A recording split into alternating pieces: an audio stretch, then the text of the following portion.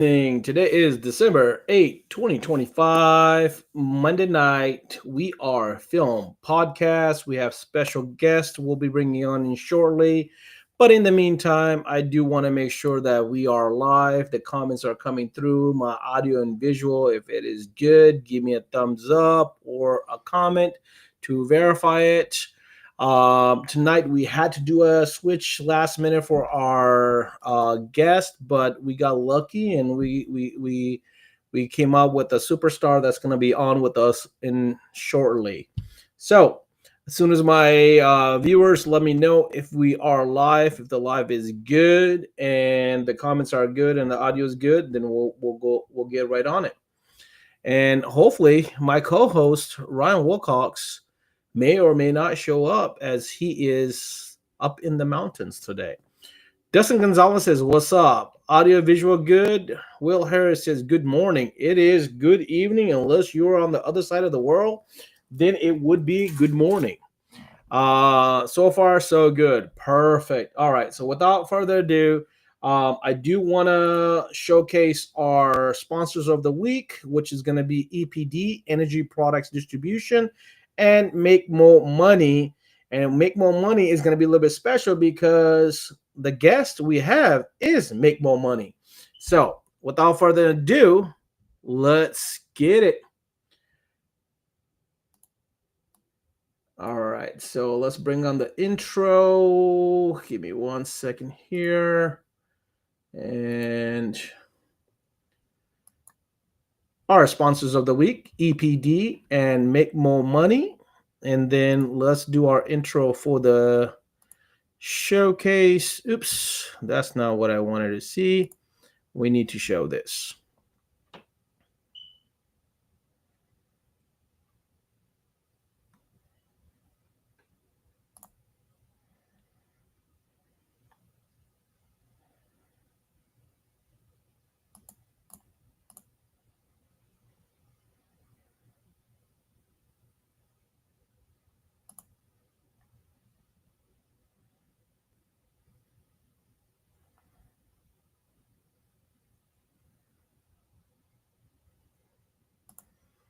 All right, and that is not the right stuff, so I need to bring the right stuff to it. There we go.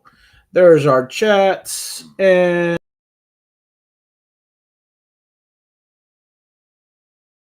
proper screen and our special guest on. What is up, Mike? How you doing, brother? How you doing, guys? All right, Mike. For the people that don't know you, and that's rare, but still introduce yourself, who you are, and what you are known in this industry for, and how long you've been in it. Guys, my name is Mike Norng. I'm in Houston, Texas. I'm the owner of AFS. We have multiple locations. We've been doing film since 2005. And, you know, I'm also known for making a bunch of tools, and I name it Make More Money. It's not for me to make more money, it's to help you guys make more money. And that's why I just thought of a catchy name, and it just went, yeah, it just went another way, and yeah, that's who I am. He said shorter list for what he's not known for. Dustin, definitely a fan of you, Mike. So on our podcast, Mike, what we do is we have the comments right there live, so you can engage with the comments if you want to. I'll highlight some in case somebody asks something, but pretty much, man, this is a free for all. So you want to talk Yeah, about whatever you want to talk about. I'll throw some questions at you. If you want to answer, you can answer. If not, we move on to the next thing. yeah. But I do want to say thank you. You jumped on last minute since our guest Jason had to cancel tonight. You were in the works to get on here anyway, so why not do it now? Yeah. uh, No, thank like you, thank you. like any business, do it now, right? Yeah. So a lot of people look up to you as a mentor and a leader, and then you also came out with autofilm mastery. So there's a lot of people that want to talk about both your make more money, your experience, your autofilm mastery. So whatever you feel comfortable with, bro, that's where we're gonna go with. But we're gonna try to pick and mix you on almost everything, if you don't mind. Well, I want to give a shout out to Tenor Battle guys. If y'all gonna be here at Tenor Battle in January, in the middle of January, like it's an awesome event. I believe in Carlos, David Carr, like all these guys that are participating and throwing it. The first one was thrown at my shop. Like we didn't know. I thought it was only gonna be 60 people. It was a few hundred people, and we donated the shop. I just believe in having fun in this industry. Enjoying it because when we got into this industry, it was something we're passionate about, and you tint and you do PPF or whatever you do in the film industry, flat glass or whatever. You got into it because you're good at it and you're passionate about it, and then all of a sudden you own a business and it's less passionate. Then all of a sudden you build, trying to build a team is less passionate. That growth part of it, and then all of a sudden you're scaling. So, it's good to get back to the community. It feels really, really, really good because during the middle of my journey and this industry, just like everybody else, I feel like giving up, and don't give up because this opportunity that's right there, and as long as you stay around for it, that opportunity will come.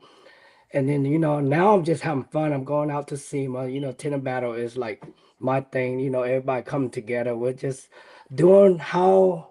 What I love about tenor battle, we're able to do how we tint. Like we're not subjected to like rules. I mean, there are rules, but we're not subjected to those kind of rules where you only have to tint one way. You tint your style, and you know, win or lose, everybody's happy, man. I never seen that. I never seen somebody's like.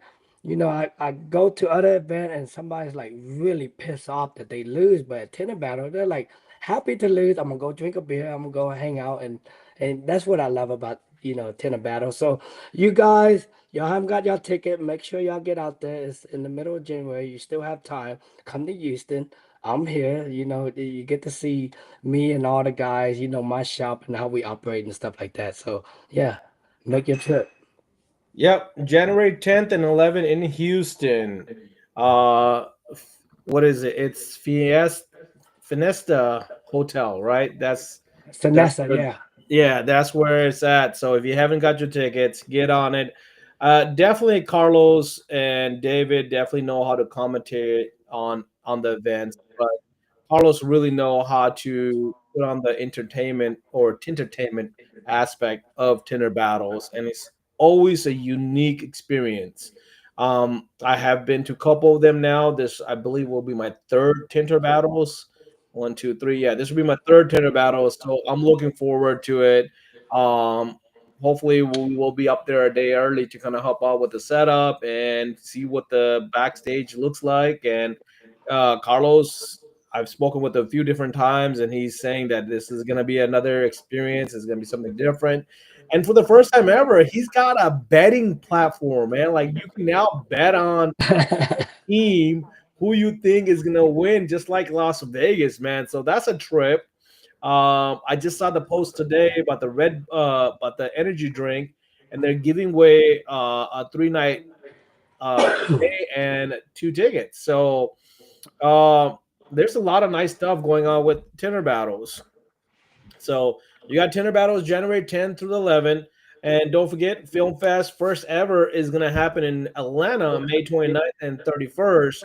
But I don't want to throw too much at that yet because we want everybody to be at tenor battles and we want to support Carlos and his team and his event. So love the networking that the industry has brought now, whether it's Tinner Battles, whether it's Film Fest, whether it's WFCT, whether it's SEMA, whether it's Autofilm Mastery, it's a great networking when you meet up with It is. like-minded people, and you grow together and you feed off each other's energy and experience and just become better. Yeah, for sure. Everybody need to come. There you go. You heard it from Mike himself. Everybody needs to come. Raptor Energy. There you go. That's the proper energy drink. That's now I've never had Raptor Energy, so this might be a first experience for me with Raptor as well too.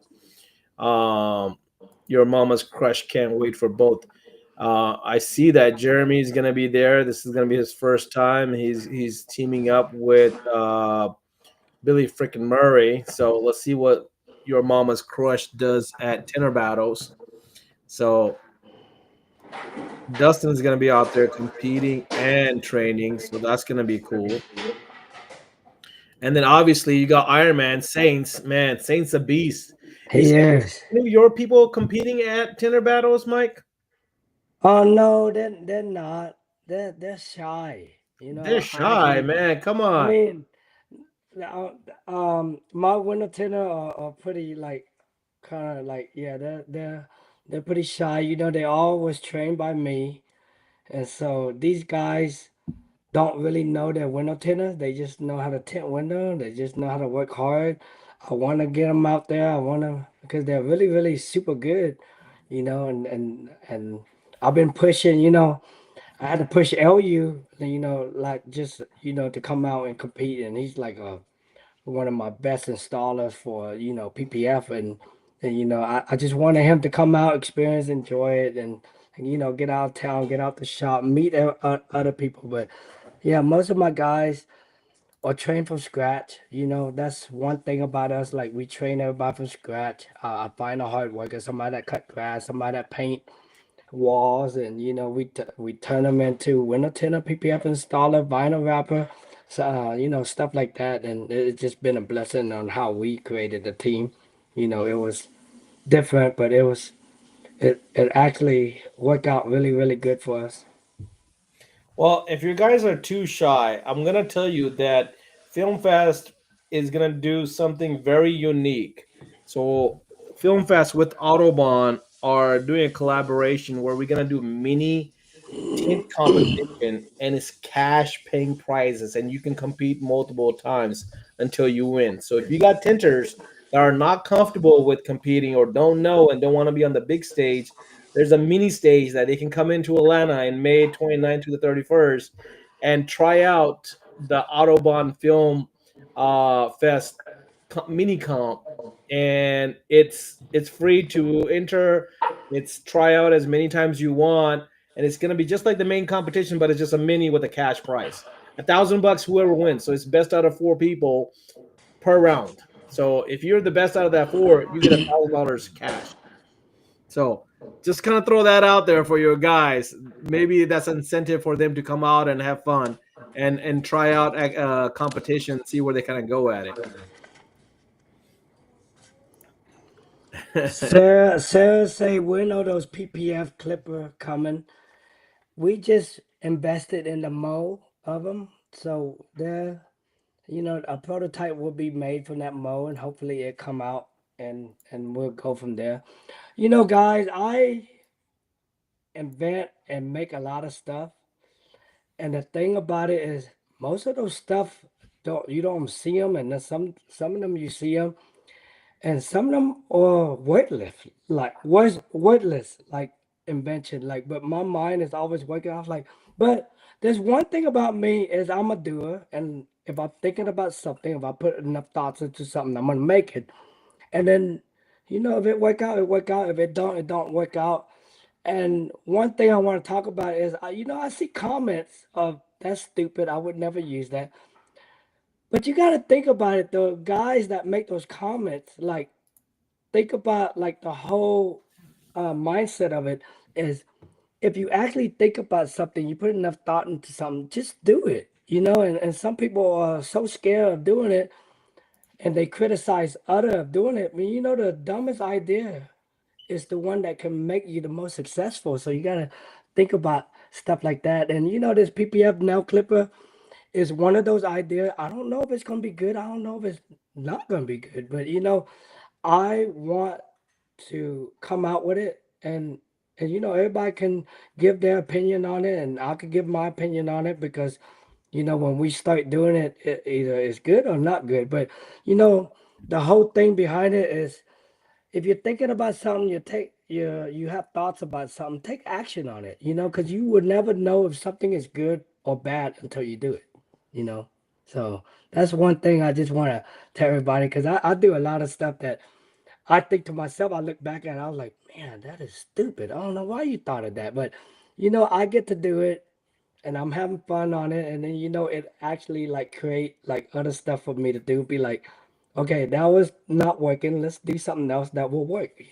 So, But that's how you learn and that's how you grow, right? Like you throw yeah. a lot of things to the wall, and that's why you're such a success, Mike, is because you probably look at that. So I made this just from scratch, and then that idea was like, this ain't gonna work, and then I just kept on doing it, and I did this, and then we did the one that's patented. So, and it's working good. So, your ideas of what you're doing, even for your business, even for to make you efficient and stuff like that, you have to do it because the thing is, every time you do something there's a problem, and then there's another problem to solve. There's another problem to solve. You gotta keep on solving problem, and then all of a sudden it might be like, shoot, man, this is working. I'm glad I actually, kept doing this because a lot of people will hit a little road bump or a wall and just give up. You gotta turn that wall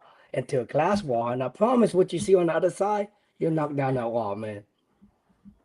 That's it. That's it. So Dustin had a question before. I kind of scrolled up a little bit, but let me see if I can find it. He asked, "What was your first ever tool you made, even if it was just for yourself?" Okay, so guys, I my goal was never to make stuff for anybody. In 2012 or almost 2013, I was this little shop inside garage, only could fit one car. I can't fit a truck. The truck used to sit outside.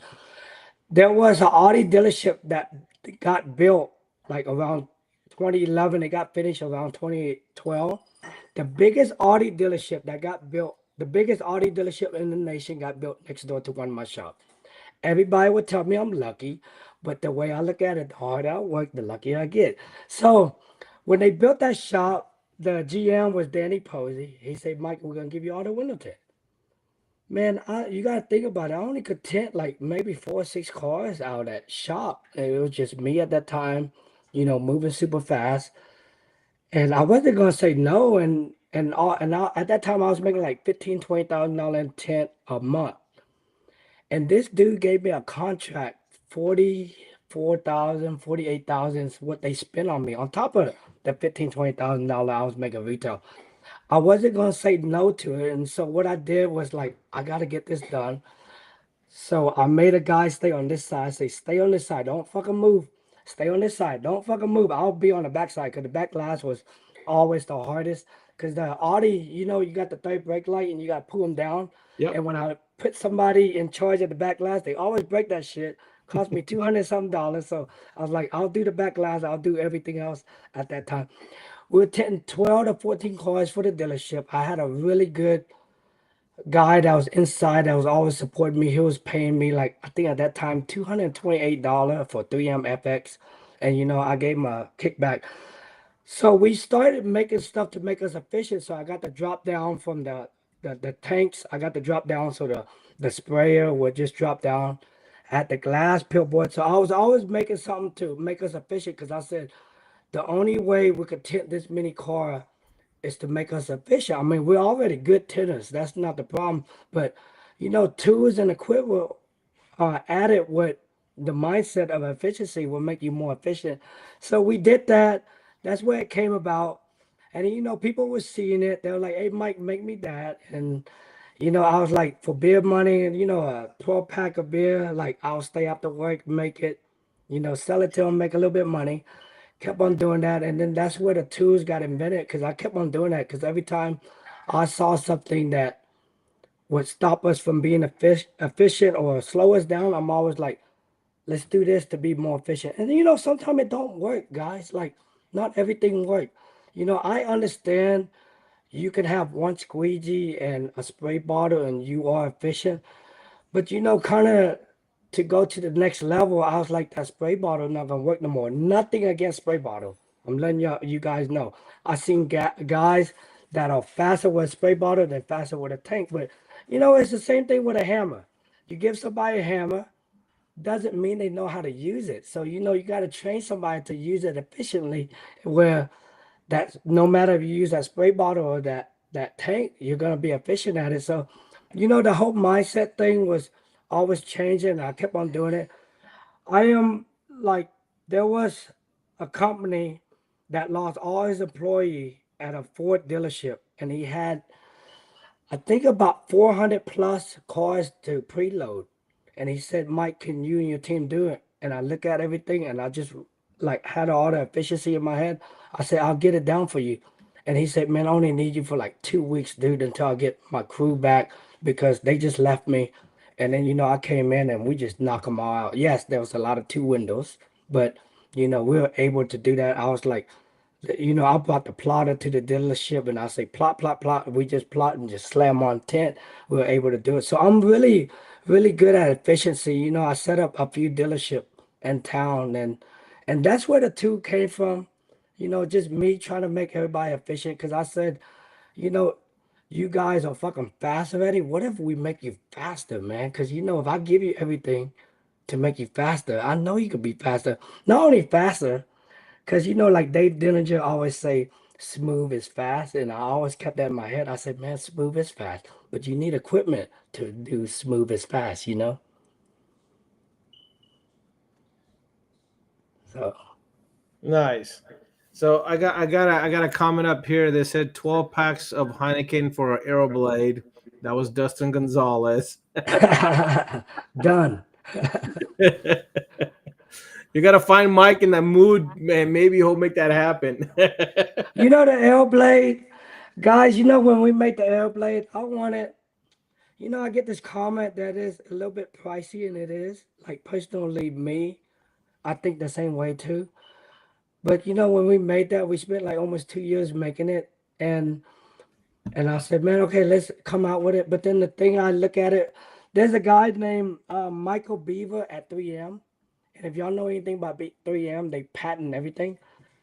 So I follow everything that Mike Beaver told me. He said, Mike, make your invention, patent it, do everything you need to do, patent it, and we might buy it from you guys because we won't buy just a tool if there's no protection against it. We won't buy it because our goal is to go buy that tool and sue everybody because we're worldwide. We can sue everybody in every country because we got it.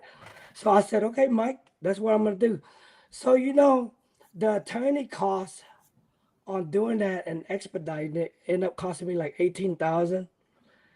And that what sucks because we have to put that to kind of like recoup our costs on it. So I just want you guys to understand, like, I'm not here to rip nobody off. I'm not here to overcharge you anything, but it kind of sucks, and it sucks because you can't really tell somebody the story and be like, I gotta charge you this much because I just spent this much money on an attorney. Like, I try to do everything the right way, and everybody copied me, and it just sucks. So I have a team that actually take down these sites, but they're spending 2 or 3 weeks, and then I was like, I told my assistant Michelle, I said, Michelle, man, you know what? We're gonna have to give this up because every time we take down one, another three or four come out, on Alibaba and stuff like that. And so some of these guys copy it to like the T because they didn't problem solve all this. Like 2 years, like you gotta see like everything. You make an invention, and then once it's made, it's like shit, why didn't I think of that? That's so easy. And it don't come out that way. When the process of making it is like a bunch of problem solving, a bunch of stuff involving other people, and it just happened to be, I was collecting expense, but I believe in it so much because I don't ever believe in giving up anything. Like, you just can't half-ass anything because I did it in my early childhood, and that's why I never went anywhere. I see people that got into stuff, and all of a sudden, that they hit a hurdle or a speed bump, they just give up. And I was like, I believe in it so much. I'm already half in. Why not just do it all the way? Let's see what come out of it. And it was a really good invention. Like, it is super good. So I like Dustin's comment. Your tools are great. Fuck whoever doesn't like them, to each their own. But then you got Wayne asking, "What's your biggest struggle when you work scaling your business, and what advice would you give to someone who is looking to do the same?" So you have to grow in order to scale. You have to. There's no scale in business. Like you would have to be like, having billions and billions of dollars. So when you're growing, you gotta have the infrastructure to build the infrastructure to support that. Just say you're making $40,000 right now, and you want to make 100,000. You would destroy, like you would have to overwork, not overwork. You have to give away money because you got to sub stuff out and stuff like that. You would have to build the infrastructure of either, getting a CRM, getting hiring people, buying equipment, whatever you have to do. You would have to do that first. And during that period that's called growth, you lose money because you're losing money and you're gonna get it right back up. So scaling is using the same resource to do a lot of stuff, like using one guy and having him tint PPF, maybe, ceramic coating, whatever. That's what scaling is. But not a lot of people are able to do that. So that's how you do it. But if you're growing, trust me, you're just gonna lose money. You have to live like a very simple life. I tell everybody, like, I know how to be poor. Like if you take everything away from me, like I could live without that because I lived without that for so long. A lot of people, you take something away from them, you take, a silver spoon away from them, and they don't know how to live no more. And you have to kind of understand that. So your lifestyle have to be like super super low. Like you can't take on anything. Like there's guys that tell me like, man, they're about to lose their business, and then I see them living in a nice house, driving a nice car. I was like, man, I don't know how you can live in that nice house, nice car, and talk about you're about to lose your business, or you're not doing good this month. Next month you're gonna have to borrow money.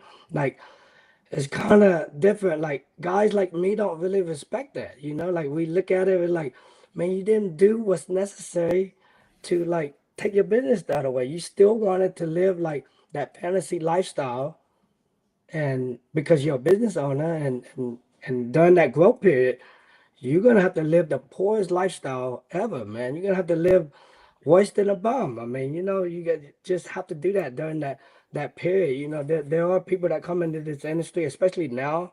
You kind of have to watch out because there's guys that have money that love cars and want to get into this industry.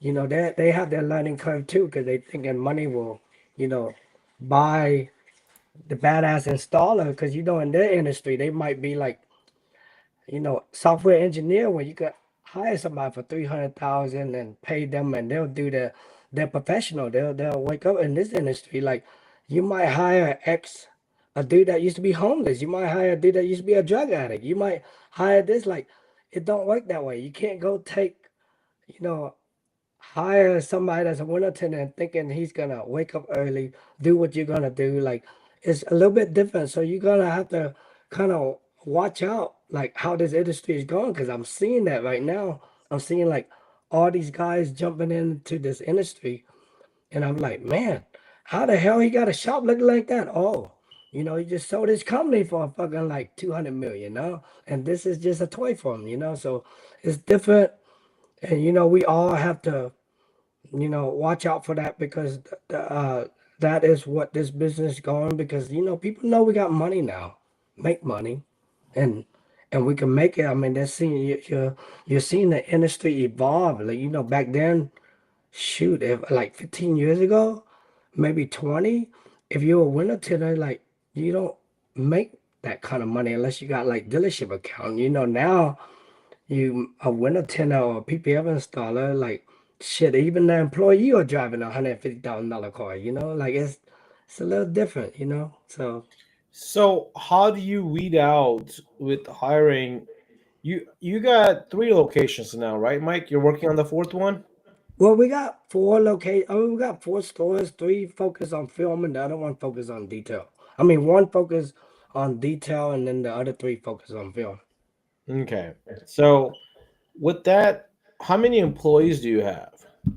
About 30 with my flat glass company. It's a Okay. little over So 30. how do Yeah. you weed through who you hire?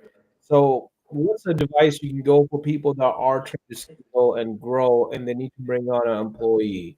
what is your solid advice on how to avoid what you just said? Person that's not gonna show up on time, person that is not gonna give the emphasis or the install focus. So, what is your advice with having so many employees? How do you weed out through the good, through the bad? So, What's your guys, when I speak, there's level to this, and sometimes I speak at somebody for, sometimes I speak as somebody that's in the beginning of their journey. Sometimes I speak to somebody that's mature in their journey in business. So, in the beginning, when you start hiring guys, you're not gonna hire the right person. The person that you hire is not might not fit. The thing is, you might hire somebody that's new to the working thing and he don't know what a boss is supposed to be like. And you are hiring people and you don't know how to like tell somebody what to do and stuff like that. So just know your first 3, 5 hires is a lesson. Just know that, and you have to deal with that. Just know you're not. There's I don't think anybody in this world that hired their first employee as a business owner is ever made it. I don't know. I mean, I just haven't met somebody like that. But as you go on, you start to see all this. So you know the challenges of you hiring and stuff. And sometimes you are a bad leader. And you learn how to be a good leader. In order to be a good leader, you gotta be a bad leader. You just have to learn from it. So we have a slow hiring process now. We have a hiring scorecard. We go through the agreement and everything else. It's a little bit, and you know what's messed up? This is the most messed up part, man. I'm looking to hire this guy, and we do our research too. And I'm going on his Facebook and looking at his Facebook and his Instagram or whatever he got, and he rolling up a joint and stuff like that. That's like you done messed up. Like your social media. I mean, Instagram or Facebook need to be very presentable. Like if you want to work for somebody, just think about it. How can you get a job? Just say you want to make 150, 200,000 in the corporate world. There's nobody that can hire you in the corporate world if your Facebook and Instagram was negative. So that's the first place I look. And then when we hire them, we ask the right question. There's a bunch of questions that we ask, and we ask all the right questions. And I could tell. I've been around people long enough. I could tell if you're like just saying it, or you're telling me the truth, or you're lying to me, or whatever you're doing. And we try to make it slow because the thing is, this is what I tell everybody: you do not let anybody inside your house. I mean, it's knock knock, and then you don't just open the door for a stranger, but some people will open the door to a business to a stranger or somebody that's not a good worker to the business, and the business pay for the house. Like, how can you like think about it, guys? Like, you have to be more precautious on who you let in the door of your business, because that pay for your house, your car, your family time, how you're living and stuff like that. So you kind of have to be careful. You can't just hire anybody, because if you hire somebody and you're like, oh, he know how to tint, because they know how to tint doesn't mean you hire them. Oh, he know how to tint, I'm gonna go ahead and hire him. That dude might destroy your life, man. He might disrupt everything, might destroy everything you have, and you just can't let him inside without knowing if he's the right fit for your business. So you always gotta think about that. I mean, that's great advice. I mean, I think your scoring card at Autofilm Mastery that you shared was awesome because that kind of outlines your experience, and I think, like you said, you have to go through 4 or 5 employees to get down your process because it's hard to copy somebody else's process, right? I mean, it's also reading the people. You just said that, and it's funny because I still have this. I got more copies. I Yeah, read it, and look, this wasn't set up, so I didn't. It's not like something I brought. I literally keep it yeah. at my home office. Like I go through it. I'm like, okay, Mike has a process for everything. This is one of the reasons why you grow, is right. You have to be like McDonald's. You have to be able to have a process where anybody can come in and make the hamburger. Now, Seth just asked a question: is how do he does not micromanage And I saw a couple comments in there that you got to trust the employee. Well, you got to trust the employee, in my opinion, and I'll ask Mike's thing as well too. Is that you have to trust the employee, but you also have to check and balance, right? So if you're very detail oriented, trust the employee to do a car, but before the car gets checked out, go check it yourself and walk with your employee like, hey, this is not to standard, right? Mark it out, have them redo it. This is what I've learned in my wholesale business. When I was doing tires and wheels, I would have a lot of hires and fires in the warehouse. So when I would hire somebody that didn't do the job right, I would have them redo it. And when they had to restack like 60 tires, 80 tires, they'll learn quick how to do it right. I mean, you gotta, you know, we're still one of the top installation company because quality always been a lot to me. But in order to protect that, you have to have a QC process, and your QC process is very important. So our QC process is service advisor, because a service advisor is the same thing as your sales advisor. They're the one that talk to the customer. So if the customer's upset, who get bitch at? It's always a service advisor. So they get to check the work. They put the little blue tape. The installer get to do three things. They get to fix it, trim it, or replace it. That's it. And they don't come to me and be like, hey Mike, come look at it. I'm like, no, I'm not coming to look at that. Like, you got three things. Fix it. If you can fix it, let's leave it alone. If you can trim it, let's do that next. If you have to replace it, let's replace it. Because I tell them, look, if you're thinking you're gonna get away with this, you're not, because the thing is you're gonna be in the middle of a job and the customer's not happy, you're gonna end up replacing it. And why would a customer have to tell you how to do your job? So, you always gotta protect your process with a QC process. We got three part QC process, but you always have to have a process, a procedure, and a policy. And when you start hiring people and have a team, you're gonna make a mistake, but your process, procedure, policy, those mistakes are real minor. Like, there might be a $200 mistake. Like, I don't mind. Like, we cause accidents sometimes. There's a difference between an accident and something that's intentional. Like, intentional is your horse playing, or you just did that on purpose. So that is something you would have to pay for. But anything that's an accident, man, we always covering it. But man, I never like push my guys and charge them for something. But you will make a mistake. I mean, your guys will make a mistake because you're hiring people. But just know those mistakes are little. And I used to get mad at them. You can't get mad at them because they're learning too. And hopefully that they learn their learning process, and the mistake that they made are real small because they're learning from you. You already made the mistake. You already fixed that, like with a process, procedure, and policy. Like, we don't let everybody drive a car. Like one of my person let Z drive a car, and he ran over a little vacuum. I said, why he's not supposed to be driving the car? Why you let him drive the car? Oh, I just asked him to move it. I said, that's why the policy is in place. And this is what happened when we don't follow the policy.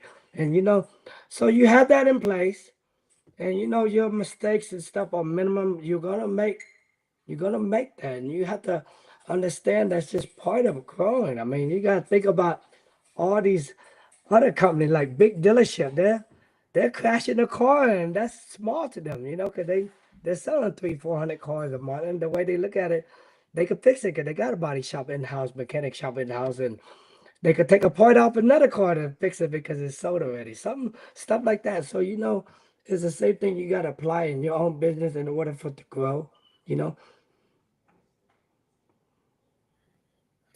Good advice, man. That's a lot of knowledge to take in, people, tonight. Like, this is why you get a rare opportunity to pick Mike's brain, and if you pick his brain, man, you better stay on top of it because he's gonna spit out a lot of stuff real quick.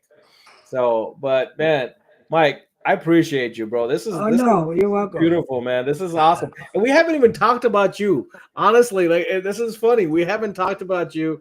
We talked about your experience, and a lot of people are just wanting to get your knowledge, your experience, your advice. And I love this. When I have a heavy hitter like you come in and you cater to the people, man, it really, man, it feels in here, man. I love it. This is what I love about this industry, man. You jumped on. You're like, let's do this, and we haven't talked about you. We just talked about what advice you can give, what's good experience and all that stuff. And I want to say thank you, man. I mean, this is beautiful. Like, people really should rewatch this. I'm definitely gonna rewatch this because I want to make sure I don't miss a bit of this. What's your goal for 2026? That's a great question from Dustin. Dustin's coming in with some heavy hitter questions here tonight. I just, time have changed. We have to do more, and I'm always prepping the team because, our pay structure is different. Our pay structure is we never cap anybody. So my guys, from my installer to my service advisor, they're able to make as much money as they want. I told them that, like, if they do two full front a day, which most of them can do, that's double the money that they can make. But that's double the money that the shop can make too. So I never held anybody back, and I'm always looking to see what I can help them improve on the. Right now, we're having a problem, just like everybody else in 2025.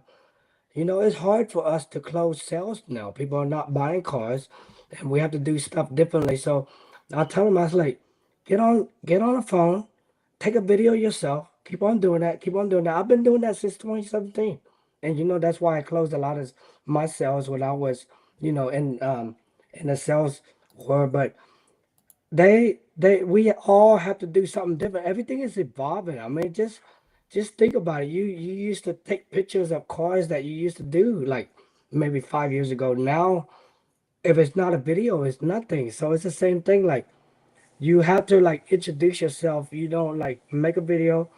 If a guy is talking to you over the phone, just say his name John, and he say, "Hey, I got a 2026 Porsche 911. I want PPF on it.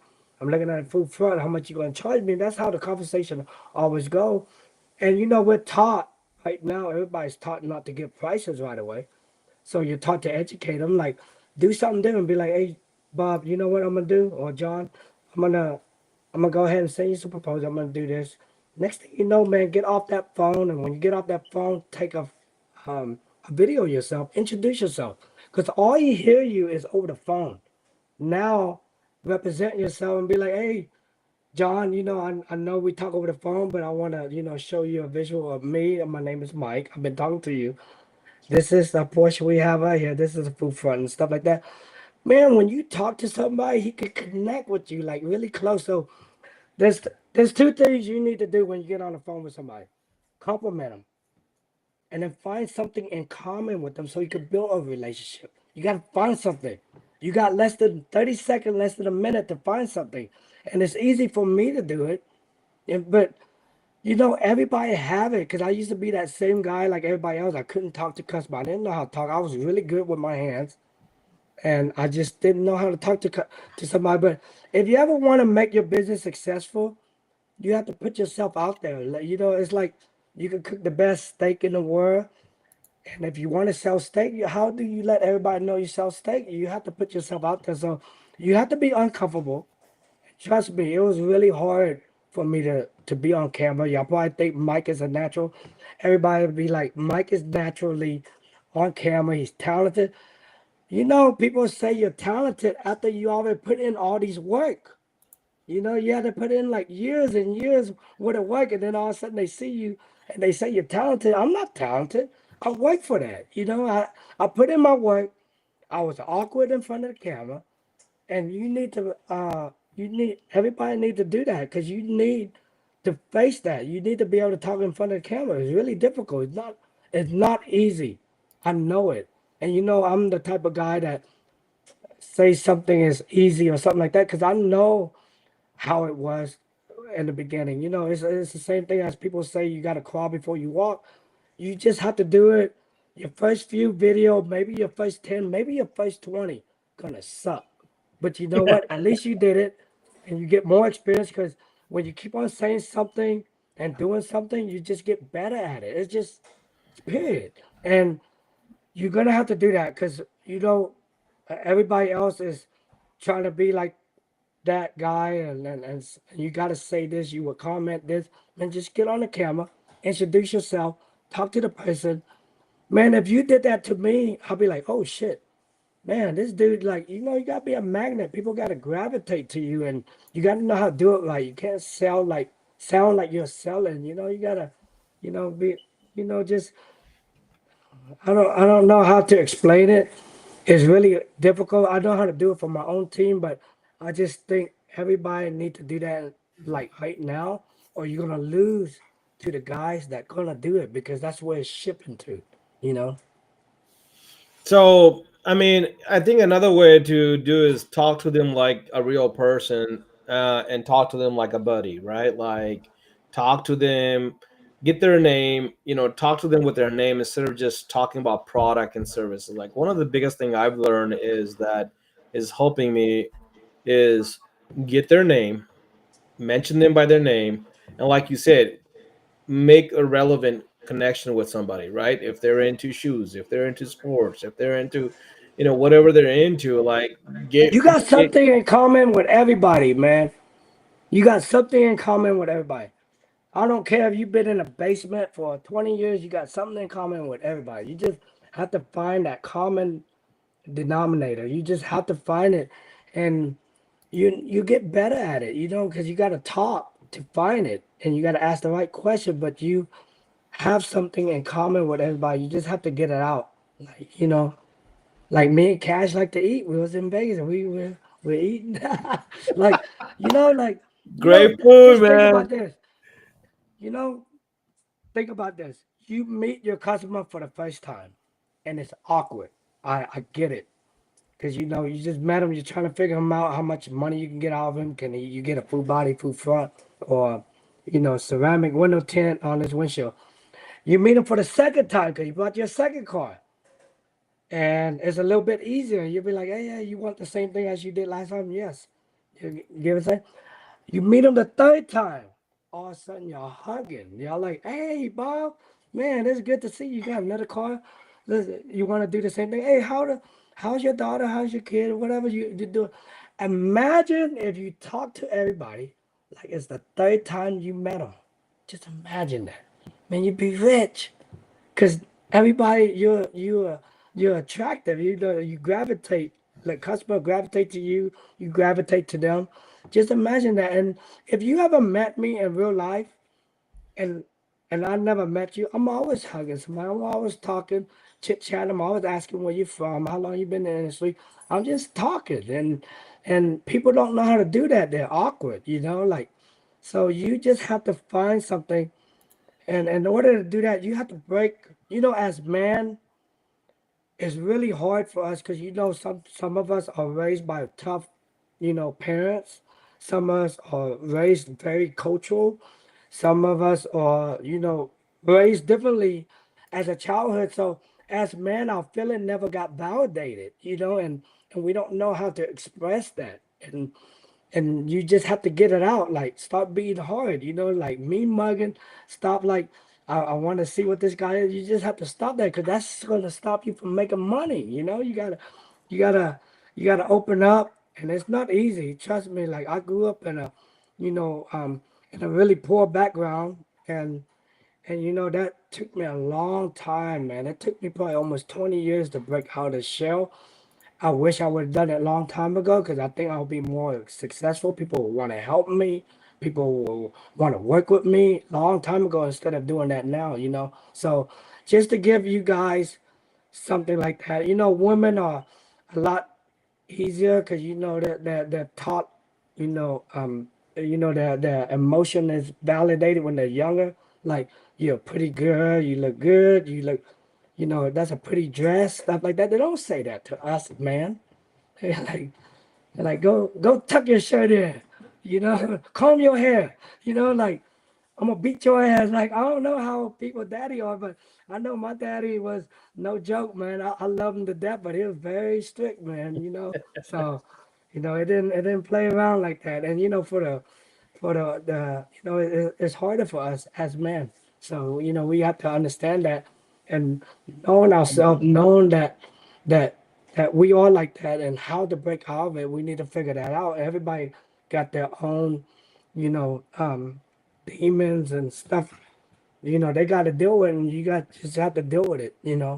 And be especially as business owner, like you have to like get that out for your business to be successful, you know, because you have to do it first in order for you to train somebody. Because if you're not doing it yourself, how can you train somebody and tell them, I need you to be a good service advisor, a good salesperson? How?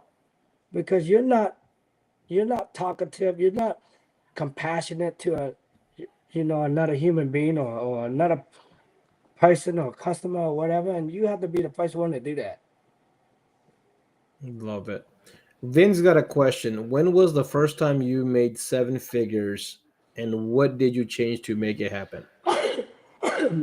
Okay, the first time I made $1 million was in 2018 in March because the Model 3 came out. If y'all remember that, Model 3 Tesla made us all millionaires, and we have to respect that. Made everybody a millionaire overnight. And I was going after it. I never saw a 60-inch back glass that I had to put on the film. I was putting it this way, I was putting it that way. I was like figuring it out. So, Tesla, I have to give it to Tesla because they actually took us to another level. And I would love to say it's because of my sales. Like at that time, I didn't know how to talk. I wasn't good at talking, but I got a little bit better. But yeah, Tesla, when they came out with in 2018, when they came out with the Model 3, is what made us, $1 million shop, and I give it to them. So Tesla was really the one that put you on the marker. Yeah, they put everybody on the map. It was so many of them. Like everybody was making money, especially with tint, man. Like that was a whole nother level. I didn't know how much to charge on that one. So I Oh, gotta when they ask first that got it. question because this question was asked earlier, and we got to skip it. But how hard was it to charge $1,200 for that front windshield? Because I know you posted some $1,200 front windshields, and that price point. That was a model. That's a Model X. Right, Model X, right. Yeah. So, for the Model X or Cybertruck right now, you guys are charging typically what, over $1,000 on that? Well, it's our sales process. We own a Cybertruck. We own a few Tesla. It's a lot easier to to sell a front windshield or sell tint or sell anything on a Cybertruck or a Tesla Model 3 or whatever when you own one. And we're part of the community, so we're right. We're really good friends with the president of Tesla in Houston, and I work my man, guys. Relationship mean everything, man. Like you have to baby your relationship. You have to cherish it. You have to work on it. And I work on my relationship with Crystal, and she's the president of Tesla. I did events for them. I just did everything. I mean, I did everything I got to do, and I was the Tesla recommendation shop, like top. And so that's how we're able to get it. We just tell them, like, the windshield is the biggest glass, the one in front of you, the one that let in the most heat. I could tint your side glass with the best film ever. But if you don't tint your windshield, it's still gonna be hot, John. So, we tell them that. We let them know it's a big windshield. They know it, and they trust us for it. But we almost every car that comes tint at AFS get their windshield done. We're like stupid good at selling windshield protection. I mean windshield film. Windshield tint, right? Yeah, windshield tint. Got you. So, um, another here that I think I just skipped.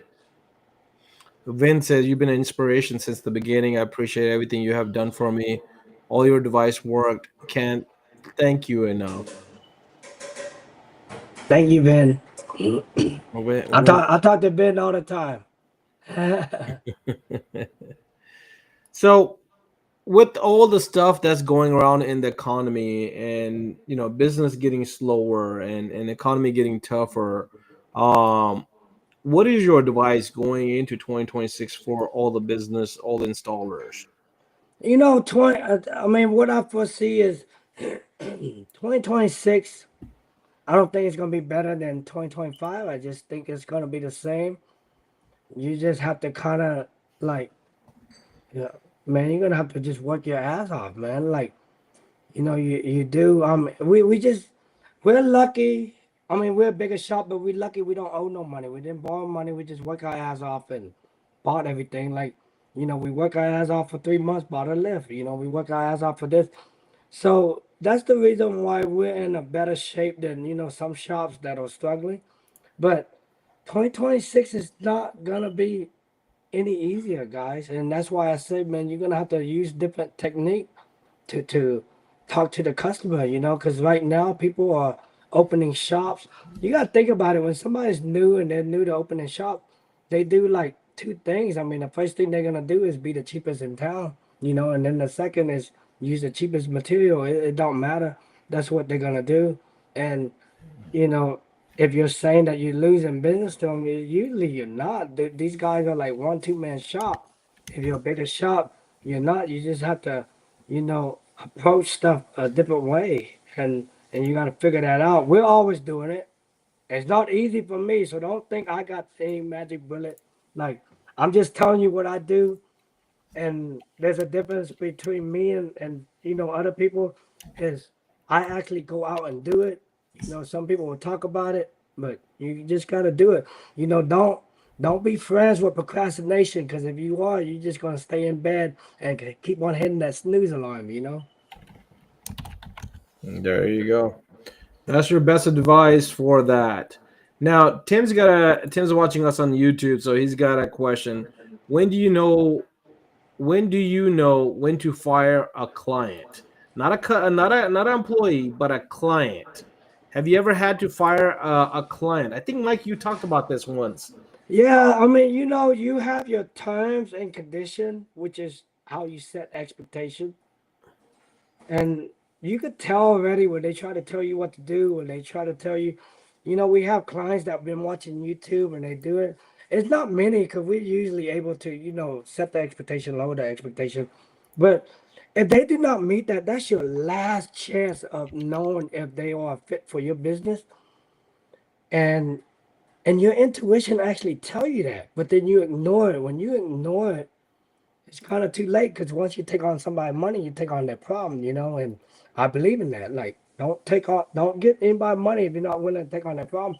So that should tell you like what their expectation is. No, no, no, I want this done in one piece. Okay, I'll go ahead and do it one piece for you, even though it might fail. And you do that mirror and like one piece. Like I say something to Bryce all the time. I'm like, Bryce, don't do that. If this failed, that customer's gonna keep on coming back to us. He gonna bitch at us. Just do it in two pieces. I can do it in one, Mike. And I'll be like, I know, just leave it alone. You did mine in one, and I'm not having issue with it, but I don't. We're overdoing the film, so that's the last thing you want to do is have deal with that, especially when your business is when you have multiple employees. That's the last thing you want to do is be superhero. So you have to set that expectation, lower that expectation, and if a customer still have some issue, get a manager involved, if or owner, and if that don't work out, man, be like, man, here's your deposit back, and I just don't think we'll meet your expectation. I don't think any shop will meet your expectation, but the last thing I want to do is take on your money, and then it'll become an issue, and I still have to deal with it, because you will, custom. Hey, those customer that are real picky. That's what made me good. Because I didn't know how to do that, and that's what made me us really, really, really good. Now I know which one to take, which one not to take. So I just go from there. You just have to read them, and I agree with you. Having the expectation is the biggest key. Hmm. So, whenever Corn's ready with her, you know, dinner, let me know, man. Oh, she not. She's still cooking. She's still cooking. Okay, I just wanted to make sure. Can I get a beer, baby? It's bedtime now. Yeah. uh, I love it. I love it. This has been great, Mike. I really appreciate it, bro. Thank you. Yeah. Terms and conditions and clear expectations. That's 100% right, Rico. Makes a big difference on it. But one thing that Ryan also talks about all the time is dealing with the tough customers is what's going to make you better, right? Like meeting those hard expectations, but then there are still expectations that you cannot meet. There are those that you're not going to be able to do, and sometimes it's a hard lesson that you have to learn from. And it is what it is. Man, uh, I tinted an old school Land Rover. I know Defender because I tint a bunch of Defender, and usually they take out the glass for me because these guys spend like 200,000. And I said, look, you want to take out the glass? There's a company in Spring. They take out the glass for the Defender. They work on them. They're gonna charge you $3,500 to take out the glass and put it back on. And these Defender guys usually do it. This other guy didn't do it, and I said, your tent gonna look like shit. You're not gonna have minor imperfection. You're gonna have imperfections. It's gonna be all over because of the rubber seal. And you know what? He was happy. He said, "Man, you know what? I am taking this truck. It's gonna be at my ranch. I just want to protect me from heat. We're gonna be putting it at the ranch. We're gonna be shooting deers and stuff. I'm not. I don't care about that. I just want it to be dark and to protect us from heat." And when I told him that, and it's crazy because I said, "Man, you sure? Because you spend a lot of money on this. Like, it's not gonna look at." He said, "Mike, I don't give a fuck. Just tint the car." And guess what? I tint the car, minor imperfection everywhere. Like, I cleaned the seal like 5, 6 times. I even did the tint 2 or 3 times because I still, but it didn't look good, and he loved it. But you know what? I set those expectations. But then I knew that he was going to put at the ranch. He didn't care about the imperfection. It was more of that. So knowing you have to know all that stuff. So when you start setting the expectation, you get to know that. But what if he said, "Nah, you guys supposed to be a professional, so y'all can't get any imperfection on my 1993, Defender?" I said, "No," and then be like, "Man, nah, you know what? I don't. Y'all have to get it, or I'm not gonna pay $2,000." And that's the case. We'd be like, "Here's your money back. We don't want it. We're not gonna be able to do a good enough job." You gotta know all that, but don't ever do something because of the money, because that's where I made the mistake. Because I'm so desperate for business back in the days, and I did it, and man, I got my ass pounded to me because it's like a customer come back 2 or 3 times, leave you a bad review, do all this stuff. Your time is, and you just deal with it, and it's frustrating. Make you want to give up, not even want to be in this industry when you have a client like that, and that's the last thing you want. So you just have to set it right and kind of use your intuition to make that judgment, but never use it because you want the money, because usually it never go good. Love it. All right, guys, it's that time. If you didn't see the wheel on the screen, it's the time for a giveaway. And I want to bring on our sponsors of the week one more time to kind of emphasize who that is. So let me put that up here real quick. So this week we want to give thanks to EPD and Make More Money for being sponsors of Film and Film Fest, because it is with the support of these people and these companies that help us be the change in this industry and to be the film fam that we are. And all these giveaways and stuff is thanks to these guys. So I want to appreciate Mike, who's make more money right there. Mother Marion's in the chats with EPD. So show them love if you need any tools. These are two great companies to get tools from.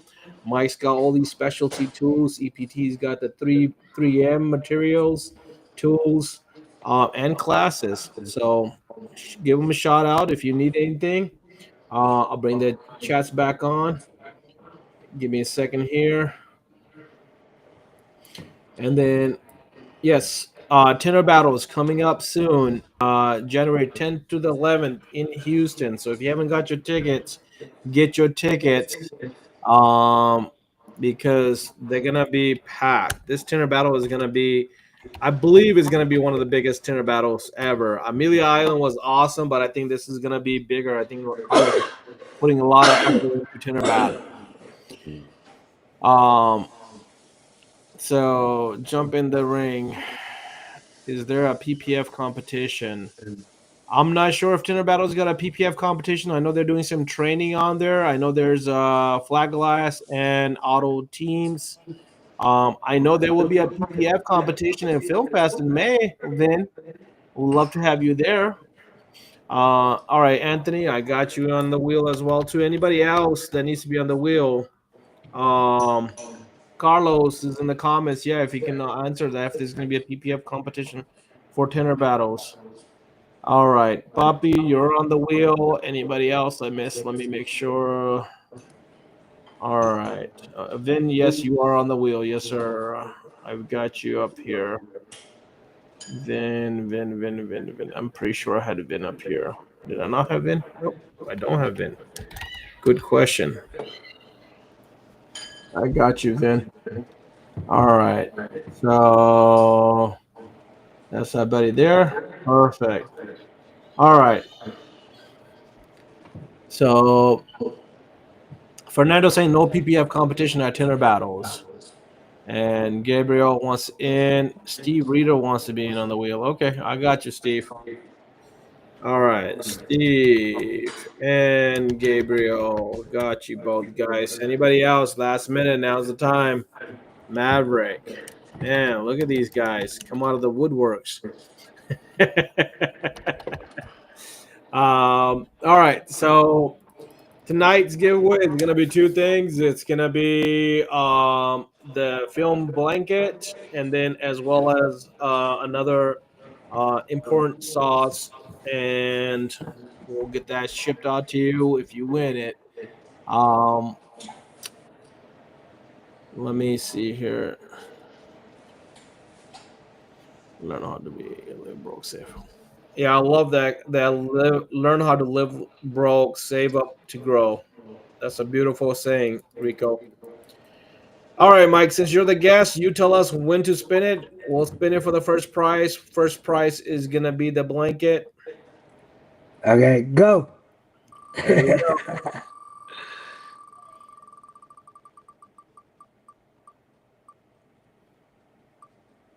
Justin B.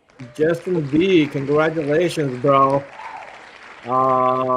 You just won the blanket. Send me your address and we'll get that shipped out to you.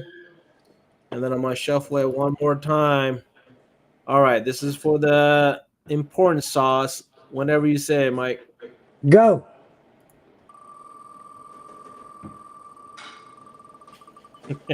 They're asking where the beer at. Sarah. Sarah, congratulations. Congratulations. Hey, Mike, I don't know if you saw Sarah's question earlier. She was asking if autofilm mastery is going to happen before SEMA for next year. We usually do it 2 days before SEMA. We do that every year. You say you usually do it, but when will you confirm it? Probably, I don't know, June, July, 2026, when the team get together. Okay, so June or July there will be an update on it. Yeah. That's awesome.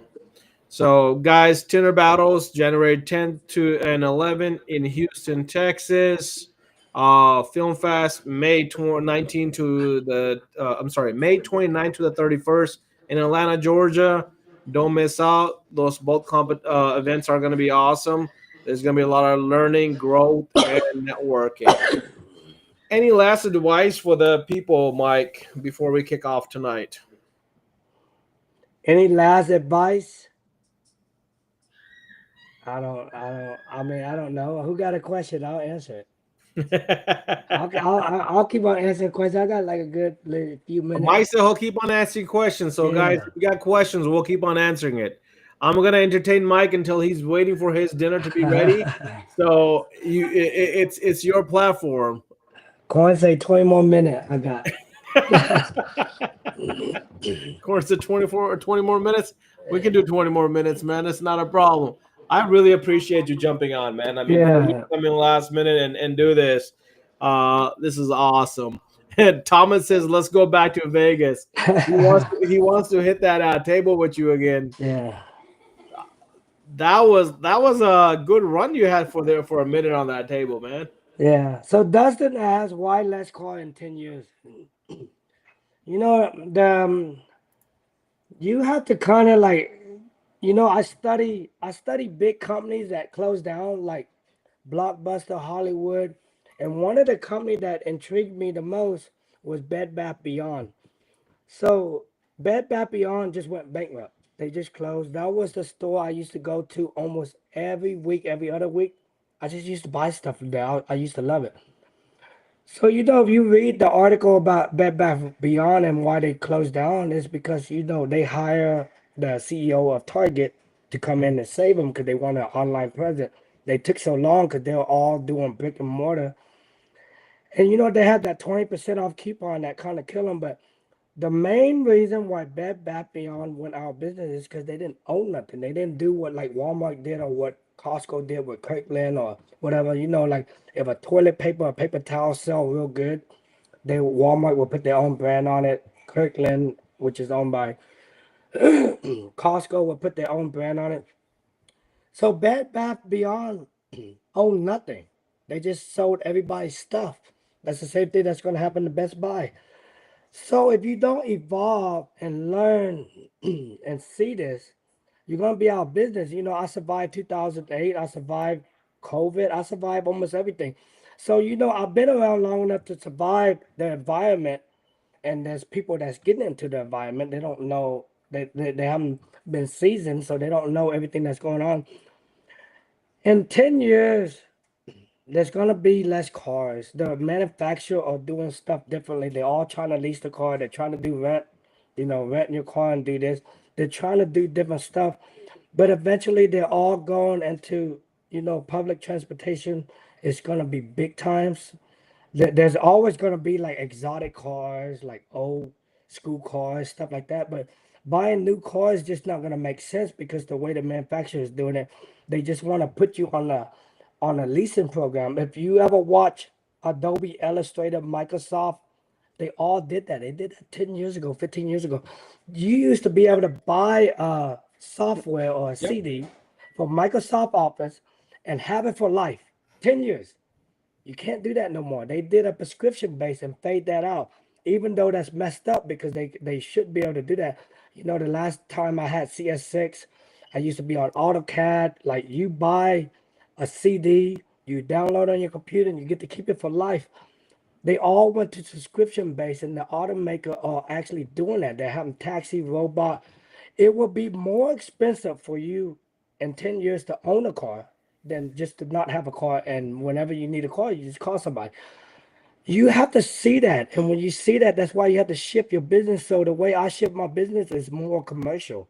Like guys think I'm big into auto. I'm not. I'm walking into these $60,000, $160,000 commercial job, because we have 182 government building that we take care of in Houston for Harris County.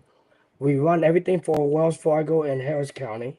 You know, we do Hewlett Packard. We do all these Centerpoint. We do Quatrum.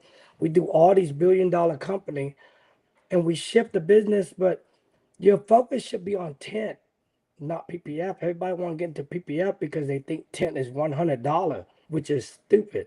Like every company right now that's focused on PPF is hurting right now because their main objective is PPF. They're subbing out the tint. They're doing tint only on Monday or Wednesday. They're doing tint only on the morning.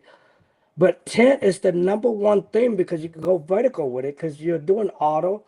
All of a sudden, you get to do commercial building. That will never go away right now. Like homes and buildings never gonna go away. That's why you have to focus on that. Blinds, countertop, anything to do with homes.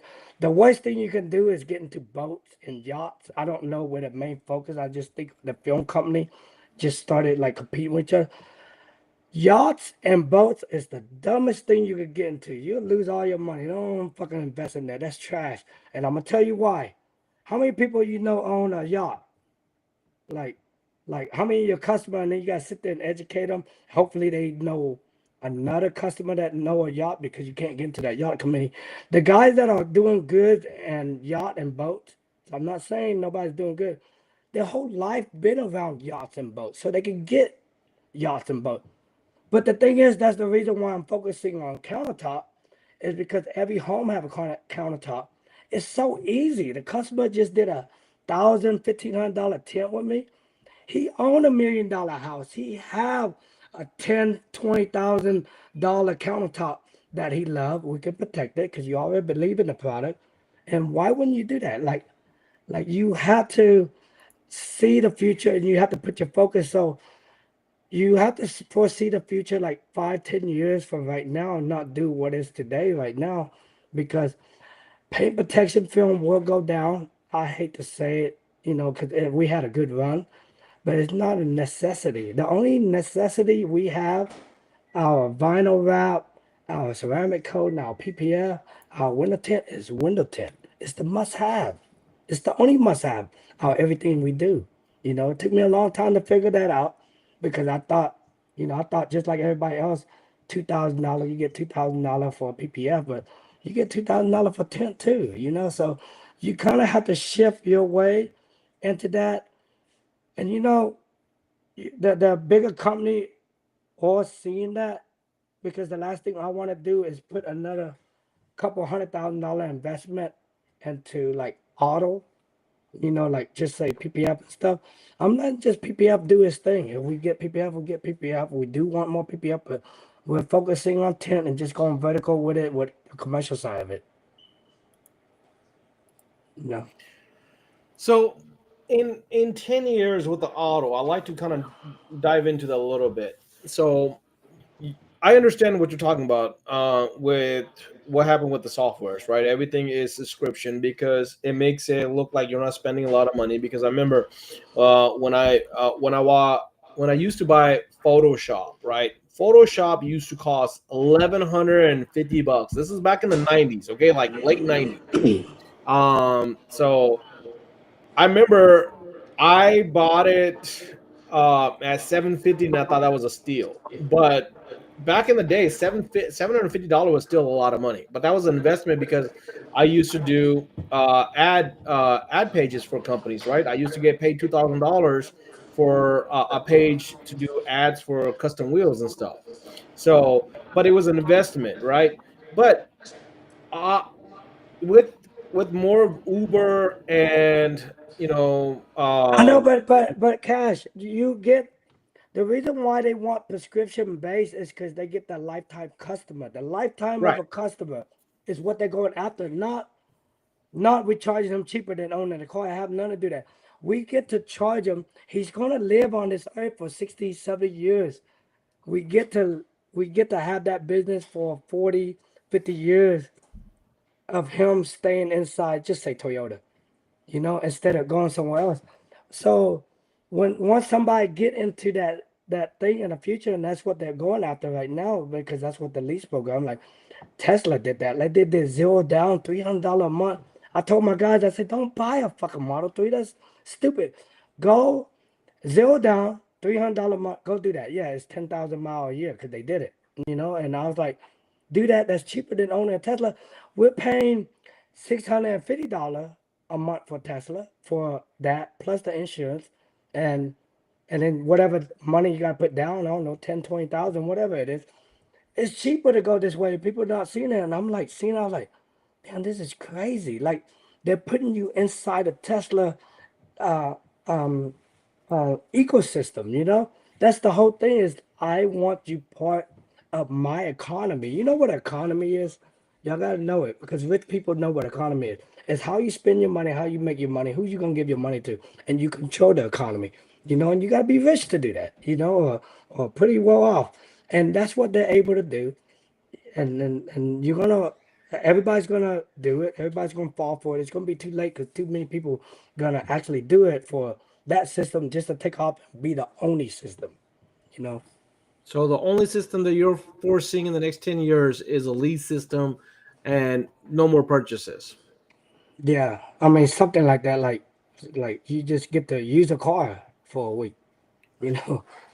Well, there was a company in Atlanta that tried to do that. They tried to come up with a model that you don't you lease a car, but you can change a car every month if you want They to. they're doing it. They're doing it too early. The time is not ready for it yet. Yeah, and then they Yeah, went out of business within six yeah. months. But it's coming. It's coming, but the billion-dollar company could actually do that. They're already doing that right now to get you into the car right now. You know, they're being really creative because they know like cars are not being sold like that right now. You know, so I'm not So I'm not saying that. I just know whatever car I own right now is what I own, and then in a few years I might not own a car. Like I just don't see how we own a car because I take public transportation everywhere too. You know, like it's so easy now. It's like super easy now. Like, and it's only gonna get super easier. You well, know. Mother Marion just put this in the comment. Amazon will be leasing cars soon. I heard Amazon is also in the transition of looking into selling cars. Well, So Amazon owned the Slate truck. I just bought one. owns the So what? they Amazon got their own vehicle called Slate. So they're making their own truck. They're a heavy investor in Rivian. So you know, Rivian owed them 100,000, trucks for them to go around with. So they're heavily invested in that. And shit, I don't know. Amazon gonna take over the world somehow. I mean, we let it. Like you can't do something. You can't do anything about it when you let them. You know, like it's gonna be too many people that let them do that. So they're gonna So actually take how over. would you pivot with let's say what you're saying if the industry is turning into leasing, right? Let's say even a shorter term uh with the vehicles, typical lease is 3 years, 30,000 miles, 10,000 a month, I mean a year. So if you're saying that switch a car anytime, do you think there still be any business for tint or PPF with short-term vehicles owners? Would the companies then invest into tint and PPF to get the comfort, get that that, or you think that will be going away as well? No, I mean there's always gonna be business, guys. It's like the stereo. I used to do stereo since the '90s, so it's just like that. So the guys that are still doing stereo are making a lot of money because not that many guys, the specialists in it. People are not learning how to do stereos now, or if they are, they're learning under somebody like me or somebody else. It's gonna be that same way. Like you got to think about it. So there's always gonna be business. It's just not gonna be like what it is. Like I wish PPF had a longer lifespan to be around a little bit longer because it did put us on the map of like comparing businesses to be like, oh, you do winter tint, y'all ain't making no money. Like back then we wasn't making no money, but now we are. And but I know winter tent will still be around. PPF was have a major slowdown. It's just what it is. I mean, it's gonna be around for another 5, 6, 7 years. So don't think it's gonna go away. I'm just telling you my future prediction. Like in 10 years. So from So there we're all fine. We're all resourceful. We're gonna find something else to do. Like hopefully everybody made like really good investment and able to you know what they learned and business able to do something else or maybe do something with that business that could take it somewhere else. I don't know what it is. I just know in 10 years uh, PPF ain't gonna do what it's gonna do. Window tent is gonna still do what it's gonna do if you're involved in automotive, I mean residential and commercial, because it's always going to be a deed on it unless somebody made a glass that just protect you from all heat. They've been trying to do that for the last 20 years with energy efficient glasses. People still get tint, you know. well, I mean, you're still gonna have older buildings. You're still gonna have people that are trying Hmm. to go the cheaper route instead of getting tempered glass. They're trying to go with the cheaper glass and put the security film on it. There's always gonna be that. I agree with you. I think also it's also comes down to the cost, right? So if you come out with a badass glass, that's gonna give you a lot more energy and give you that transition, give you that privacy. That's a lot more technology, right? The newer technology is going to cost more money. So there's going to be transition for tint in the commercial, I think, a little bit longer than what you're talking about for the auto. But I guess what you're kind of saying is in the next 5 to 7 years, wait it out. Auto is maybe going to be transitioning and focus more on commercial and residential, and that's where the security is going to be at. But one other thing I think a lot of people missed is you're talking about investments. If you're making money, start investing, right? Like I love that post that you made that when you bought that the property and then you're doing an investment into it. You're looking at doing residual income, right? Having tenants, having consistent flow of money coming in. So that's that's what a lot of people don't look at in this industry is that when you make You money, gotta, spend the money. you gotta follow a system that's by Bob Proctor. It's called M1, M2, M3. So M1, so y'all write this down. M1 is using your hand, your time, your body to make money. That's what everybody do. Over 90% of America, like 95%.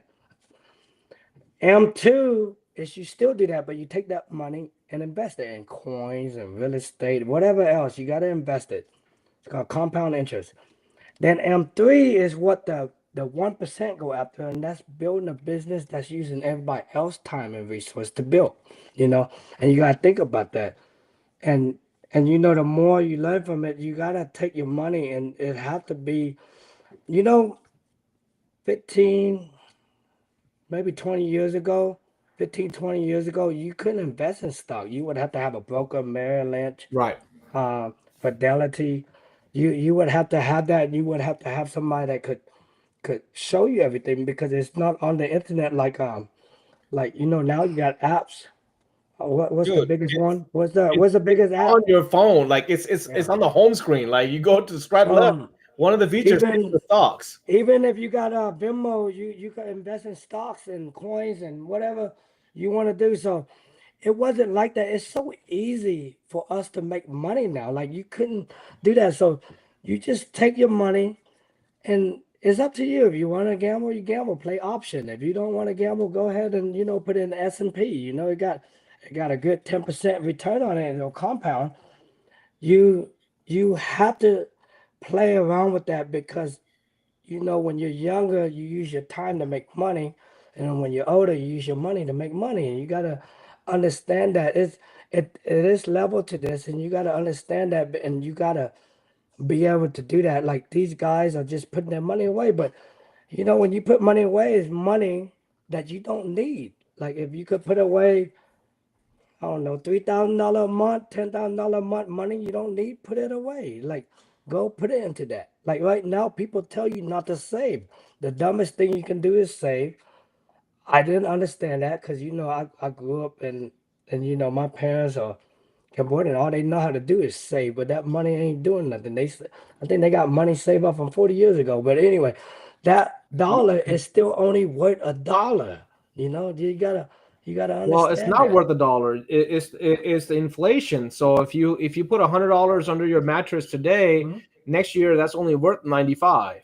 Yeah. The year after that, it's worth 90. It still stay Yeah. $100 on it, but what you can buy with that $100 in 2 years or in 5 years is not going to be the same Yeah. value as today. So for $100, if you can buy a 10 pounds of apples, I'm just throwing out there. I don't know the rates of apple, but in 10 years you're going to need to spend at least $200-300 to buy 10 pounds of apples. I mean, Or let's put it this way: if you got $7,000 in Apple right now, in 20 years when you retire, you should have $4 to $6 million. Period. Just think about exactly. it. So Just think about it. it Even if you don't touch that, right. because So people like, I'm really, really good at math, and people don't teach you.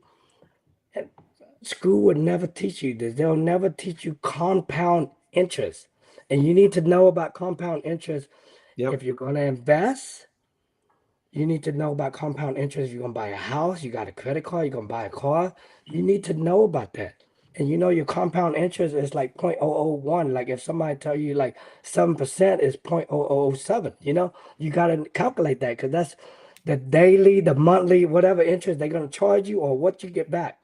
And that is something everybody need to learn about that, because once they learn that, they put it in a spreadsheet. Now you don't need a spreadsheet because you could put that into Google and they'll do your compound interest for you, how much you're gonna make or how much they're gonna rip you off, and you need to know that, and you guys need to know our body is not gonna do this forever, man. Like, we work with our physical body, and we need to know that we need to like put money away and save and stuff like that. I'm not a. I gotta be careful when I talk about stuff like this because I'm not an accountant. I'm not a CPA. I'm not no financial investor. I'm just here of a guy that's trying to help you guys out.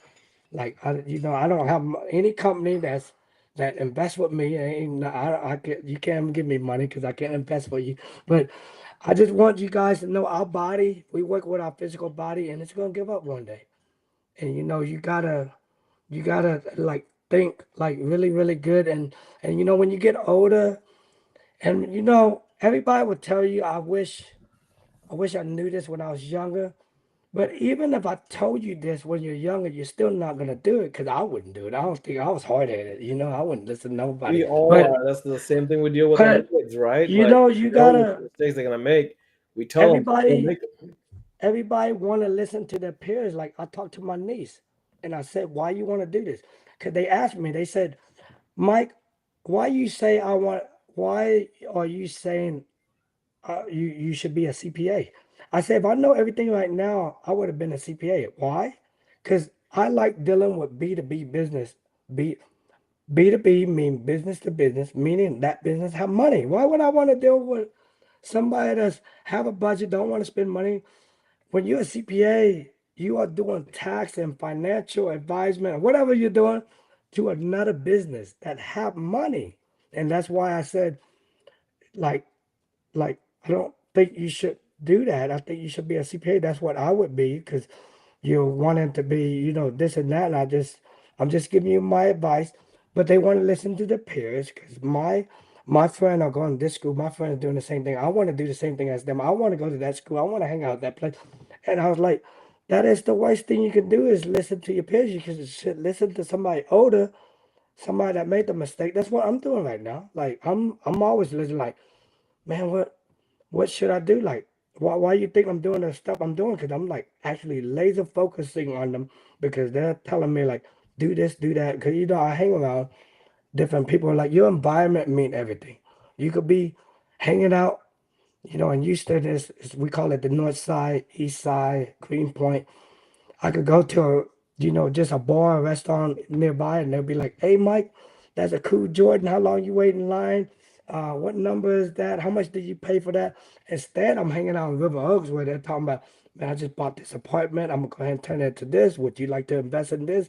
You know what? This stocks is doing good. You should jump on it because it's gonna do like this. You know what? Let's get an option on that stock, and we could turn, $10,000 into like 300,000 if we do this option." Yeah, it's a gamble, but the conversation is different because the environment is different. You gotta separate yourself from that.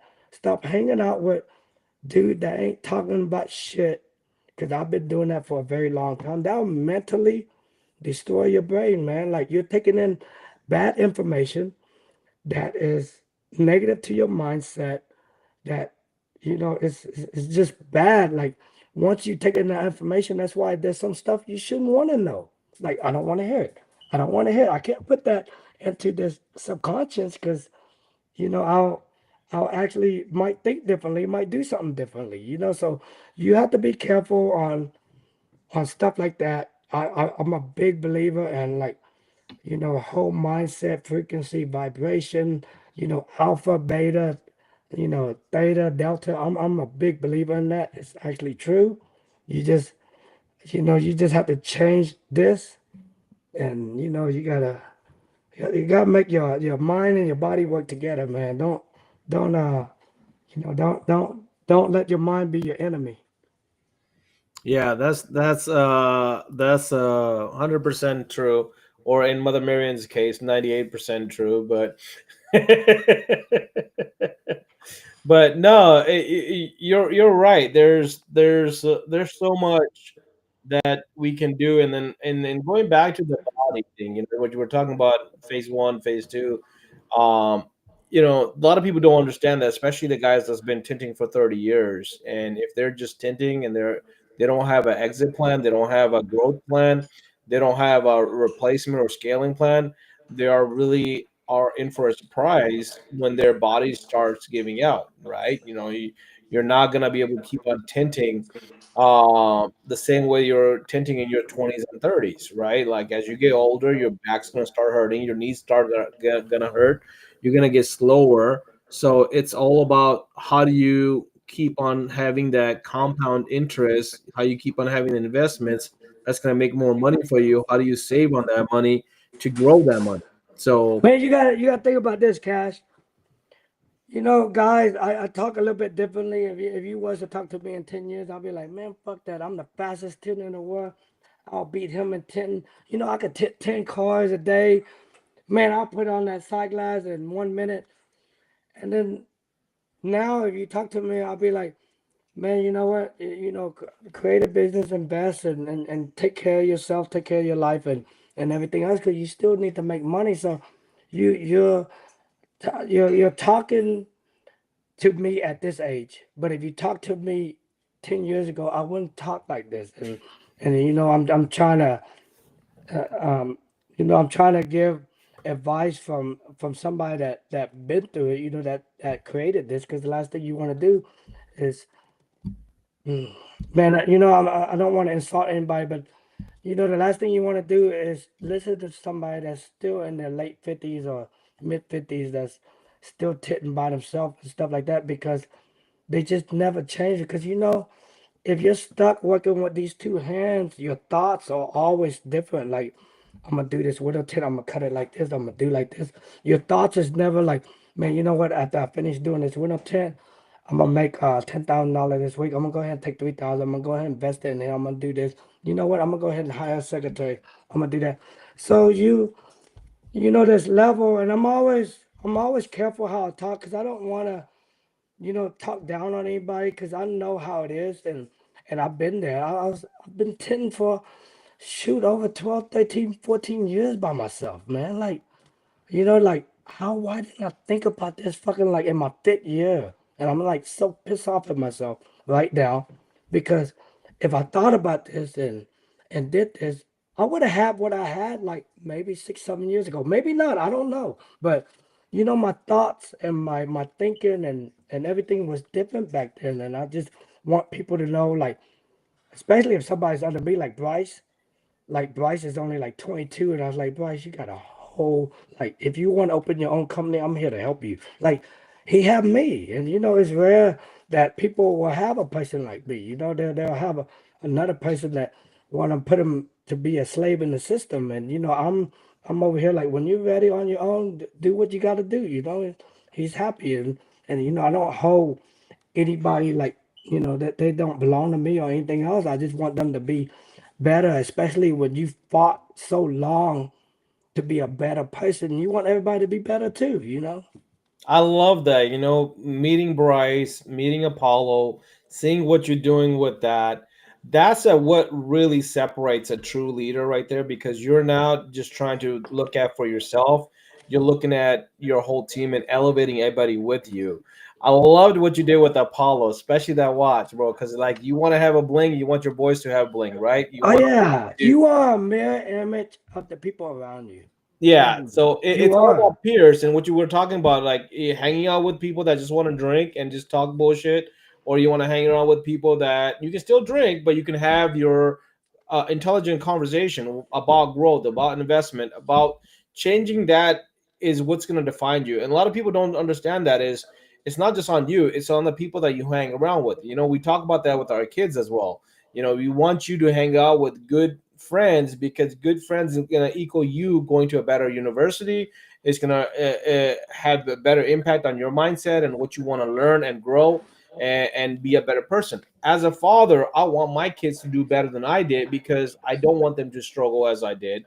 I don't want them to do a lot of physical labor. I want them to do a lot more professional stuff, like you were talking about CPA, right? Business to business, because Business to business is going to come in with the money already on there, where individual may or may not have money, and you're wasting a lot more time on that. So that's money that's walking away.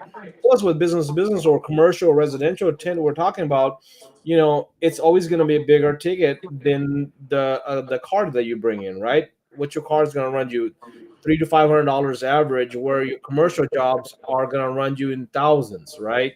You're going to have more consistent business, and with business to business, the other thing you got to understand is networking, like what you were talking about your county. You're in your county, you're managing so many buildings because now you build relationships, right? You deal with the business, you treat them right, you give them the product.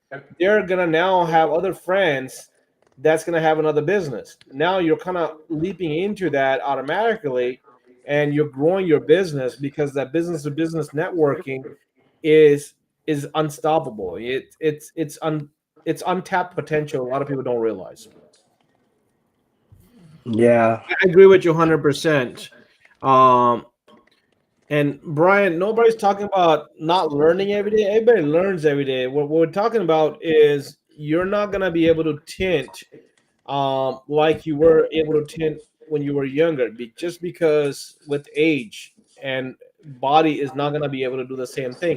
Plus, if you're just the one man shop, and there's nothing wrong with it, I've met a lot of great people with one man shop that love what they do, but you got to have an exit plan.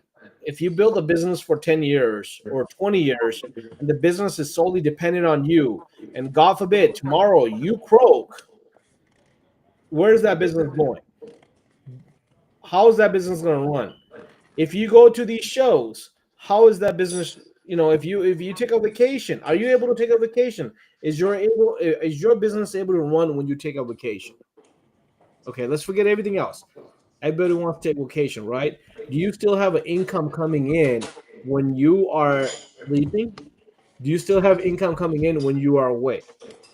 Do you run the business or the business runs you? That's really, if you ever remember that, I don't know who said that, but that quote's been used years and years now. Is always is that, do you run the business or does the business run you? It takes a system. It takes this. I'm gonna go back to this. It takes a blueprint.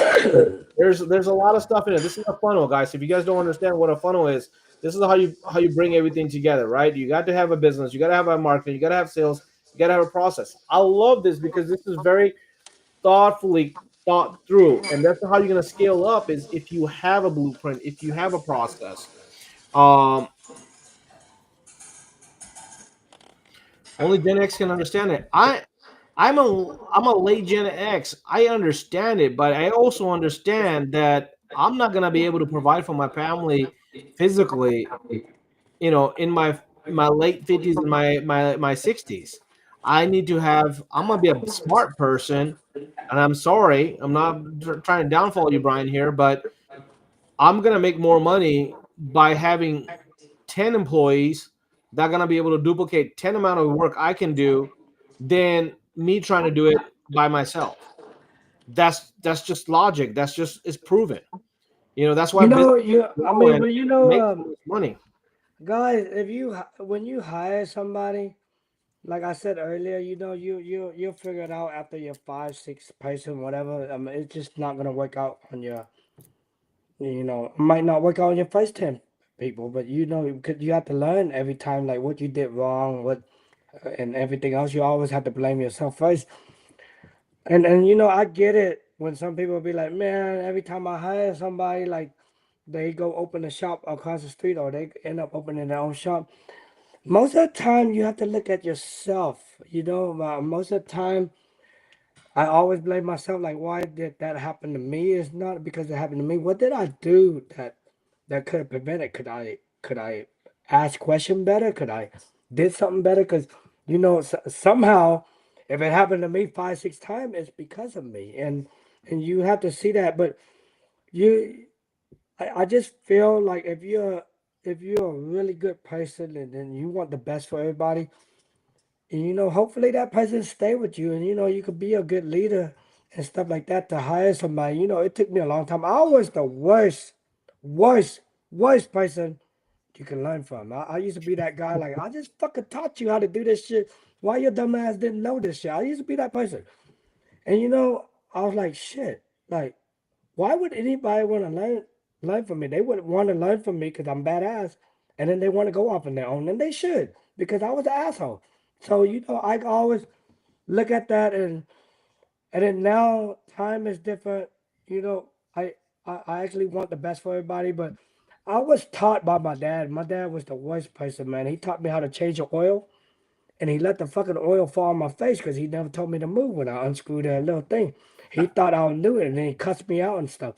So the way he taught me life was how I taught, and I'm thinking, I was like, man, I'm never gonna teach people like how my dad taught me. My dad taught me from like, like he need to make a mistake, like he need to get shocked by that plug, so he can learn his lesson. He need to touch fire so he know it. Like that's how my dad is, and I learned to train that way, but then that was the wrong way to train because, I'm raised in the 80s. In the 80s, you could train anybody that way because everybody was trained that way. Like, like you need to Right. teach that hard lesson, but time has changed a little bit. People got a lot of education because of YouTube and stuff like that, and you gotta be a little bit different and charismatic and how you do stuff. So now that's what I'm doing. I've been doing that for a long time, but I learned how to be more charismatic because the thing is, they feel the energy. Like the way back then was like, shit, man. I give it to my dad and everybody else that taught me, my ex boss, like everybody else that was yelling at me, to call me a piece of shit and everything. Like I became a high productive person, a better person, a hard worker because of that. But the new generation don't do that, so we just have to do, stuff a little bit differently. Plus, if you fucking do that shit like you did in the 80s, they'll put your ass on TV and you'll be on Instagram. You'll have 1,000 people in front of your store. Like, You you you can't do be shit like that. Like, you it's you be different.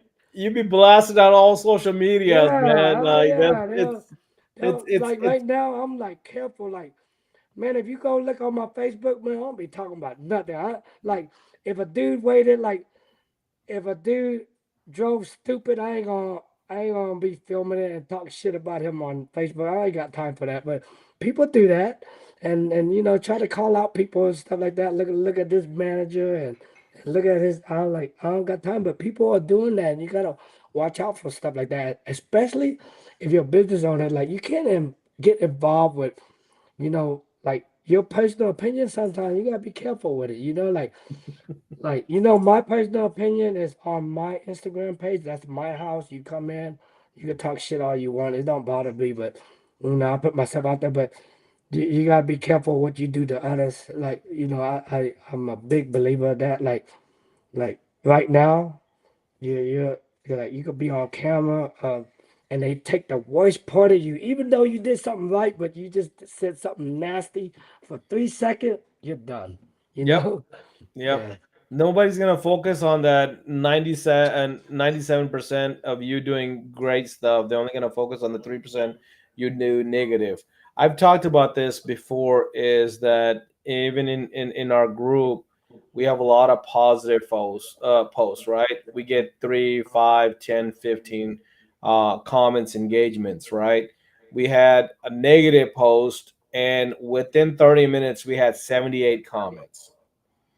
People are attracted to that 3%, the negative. I don't know why people feed on negative energy and they want to be part of a drama instead of a solution. We were talking about this right before we got on, Mike. We're talking about like how we have to be the change in this industry. We have to focus on the positive. We have to Man, stay you up. know what? I'm gonna bring that up. I got like 2 or 3 minutes. So since you said it, you know, because Cash told me I could talk about Michael Lawrence, and I said, man, I ain't trying to do all that. Like, you know, the guy don't know me. I never met him in my life, and he's sitting there, and I was like, man, I used to be the admin for Winter Tent United, and when I did that, it was all about helping people tent, helping people doing their business, and then Billy gave him the group. Billy told me he made a mistake. Anyway, but and then I said, man, you should use this group because I didn't have time for it no more. And I said, you should use this group to like show people how to tent, how to help them with their business, how to do this, instead of like picking on another shop. Yeah, man. Like, I mean, I I get it, man. I don't do that. He ain't pick on my shop because I don't do none of that stuff. I don't do none of that stuff. That's me. That's just my company. I don't uh, come up with crazy ass or lying on my website. Okay, so you ain't got none, but picking on me and then doing stuff, and I just feel like you could put your energy and help this industry instead of this shop is doing this negative high infrared. This shop is doing stuff, and I just try to help them. And all of a sudden when I did that, I I put that whole negative energy came to me or whatever it did, and that's why I said, man, I told myself to separate myself. I got this force field. It's like 10 feet. Anybody that's negative, I make sure I stay away. I let this person in because I comment, and then I talk to them on Messenger and stuff like that, and that's my mistake, and that's why I say, man, negative people will destroy you, man. Well, I mean, You gotta be careful on that, and I was telling Cash that like me bringing that up is actually he got into me. I'm gonna let you know right, that that's the right, truth. He exactly, did. and it's the same thing. It's the group peer pressure. What you've been talking for the last half an hour about is like focus and put yourself in the right place so you will be in a positive spot, right? We're talking about like not letting the negative focus you, bring you down. Hit that positive, bring that people up. What I wanted to kind of go back to what you were talking about, and this kind of connects with it, is when you're hiring people, and if you set the right atmospheres for these guys, if they work and they're happy with the process you got, and they're getting paid well, and they're getting paid well where they can easily comfortably live and enjoy their life, they're never going to go open up another shop across the street. So that's one thing people don't understand is a lot of time employees leave for two reasons. One, you're not treating them right, and two, you're not paying them right.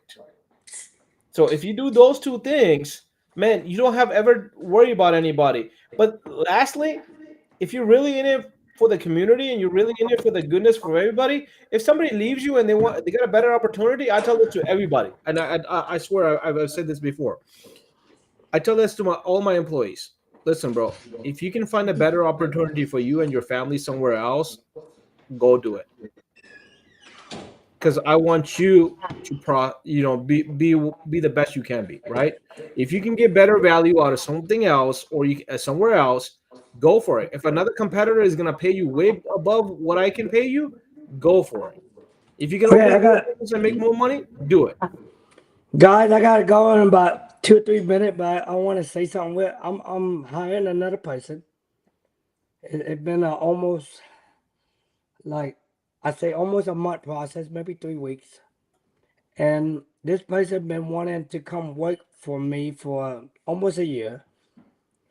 And I said to everybody, they said, "Why didn't you hire him? He's really good. He's really good." I said, "Man, I'm gonna hire before I hire somebody, especially somebody because he's in his mid 30s. I mean early 30s. I like to hire my guys in their early 20 or when they're 17, 18, 19 years old because we're able to take their career and teach them life lesson. So this person is in his early 30s. We're hiring him. You might see an announcement. I don't know. But I said to everybody, I said, I want to hire somebody that I know that I can make them happy. Because this person, when I hire him, if I can't, he's gonna talk shit about me. Because I made all these promises. Well, I don't because everything's on the contract. I said he's in his early 30s. He already have like his lifestyle is already like cars, house that have to be paid for when you hire him, knowing that somebody's in the early 30s, mid 30s, late 30s, whatever it is, knowing that their lifestyle, you can't go pay somebody like starting off salary. You need to know that. Like when you pay somebody starting off salary when they're at that age, you're gonna lose them. You're gonna fuck up. Like you're supposed to make a mistake. Like that's the dumbest mistake you could make because you hire somebody, you need to pay them at that lifestyle. And that's the reason why I'm hiring. I was like, I need to know how much is your the minimum that you need to make to pay your bills. I need to know that. Like I need to know that because I need to know if I can keep you happy.